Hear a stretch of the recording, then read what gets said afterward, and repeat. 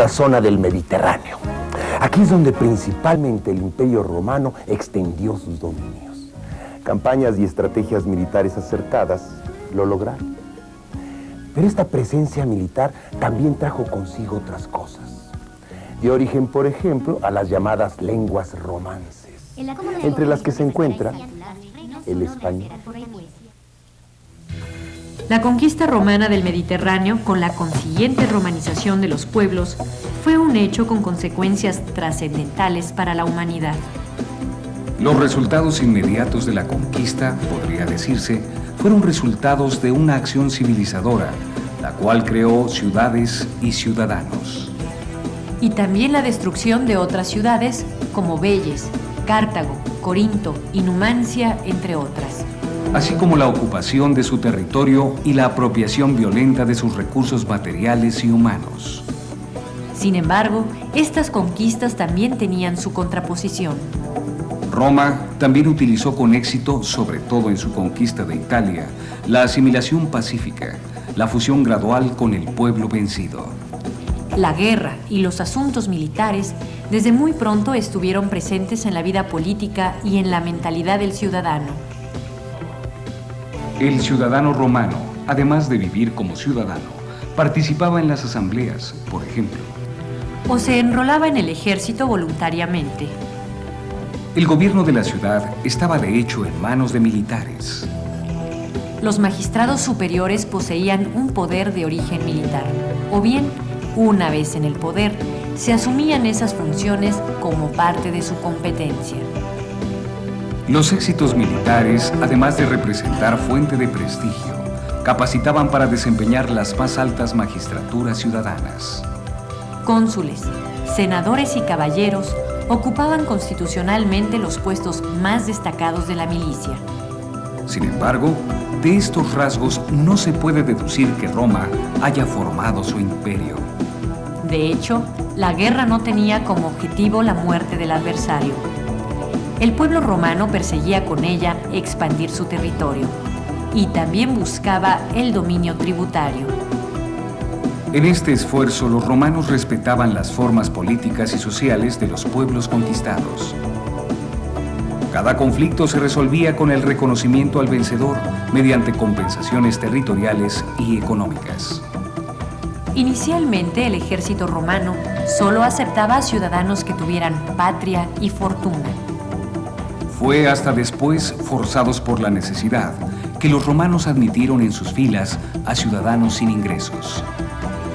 De esta forma puede decirse que el gran imperio romano fue forjado con las armas, pero mantenido por el hábil gobierno de los pueblos conquistados.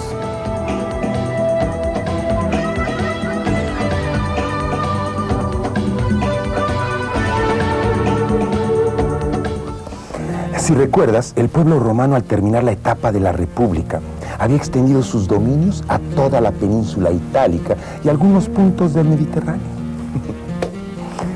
Sin embargo, esta expansión, aunque muy importante, no puede compararse ni en extensión ni en importancia cultural con la alcanzada durante la época imperial.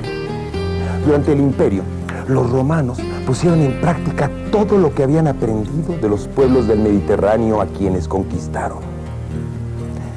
De los griegos y fenicios, aprovecharon el arte de la navegación y crearon nuevas técnicas para las campañas militares que realizaron. La expansión del Imperio Romano por el Mediterráneo repercutió de distinta manera en la vida de los pueblos conquistados. El dominio militar romano representó también un intercambio cultural entre los pueblos. Algo similar ocurrió cuando los soldados romanos conquistaron y se establecieron en Hispania, la península ibérica, actualmente España. Cuando los romanos se mezclaron con los pueblos nativos, se mezclaron también sus tradiciones y costumbres. Uno de los propósitos del expansionismo romano era obtener las riquezas y recursos que los pueblos vecinos poseían. Pero también la obtención de suficientes esclavos para satisfacer la demanda de mano de obra, tanto en el campo como en las ciudades. Los esclavos, al contacto con la lengua latina vulgar, la aprendieron, pero a su vez la mezclaron con sus lenguas o dialectos nativos. Si estos eran liberados y volvían a sus tierras de origen, el uso del latín se difundía. Los militares romanos de bajo grado contaban con un escaso nivel de preparación y hablaban el latín de una manera muy especial, por lo que se le llamaba latín vulgar. Este se extendió por Hispania y con el tiempo fue enriquecido y transformado por el contacto con las lenguas nativas. De esta forma se inició el proceso de formación de las lenguas romances. Sin embargo, también existía el latín culto, lengua en la que están escritos testimonios clásicos, como los códigos en que se establecían las reglas y normas de comportamiento. La cultura romana se expandía. Su concepción del orden, de la dignidad, de la vida. Las ideas, emociones y proyectos estaban impresos, podían persistir en el tiempo y difundirse. La capacidad poética del latín también cobró fuerza.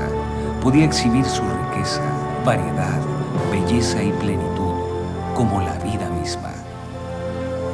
El latín ha influido de manera incalculable no solo en la literatura y poesía de los siglos posteriores de la antigüedad, sino que continuará mostrando su presencia mientras exista literatura y vida. El español, el francés, el italiano, el portugués, entre otras, son lenguas generadas por la misma raíz romana, por lo cual se les denomina lenguas romances. Si quieres la paz, prepárate para la guerra. Mucho tiempo antes de esta sentencia de Vegesio, el ejército permanente de Roma no tuvo rival durante siglos. Para sus estrategias militares, los romanos adoptaron armas y técnicas de quienes conquistaban, pero la fuerza del ejército residía en el valor de sus hombres. La aristocracia producía generales tan brillantes como Julio César y Pompeyo.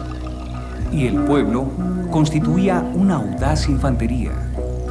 Los guerreros luchaban como si sus armas estuvieran permanentemente unidos a ellos, decía un historiador judío. Parecía como si los romanos hubieran nacido para la guerra.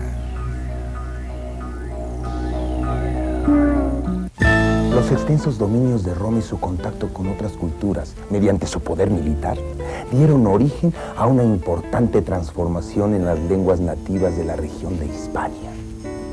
Pero este contacto, ¿cómo repercutió en los romanos?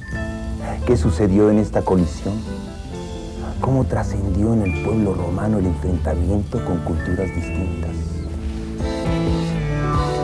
La expansión del Imperio Romano y su contacto con otras culturas modificó profundamente los antiguos ideales y forma de vida de los romanos. La mujer pudo disponer y decidir sobre sus bienes. La aristocracia llevó a cabo algunos cambios, como la limitación de nacimientos.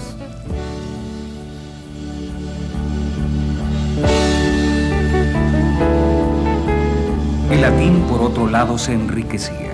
Cobraba plenitud, belleza, fuerza.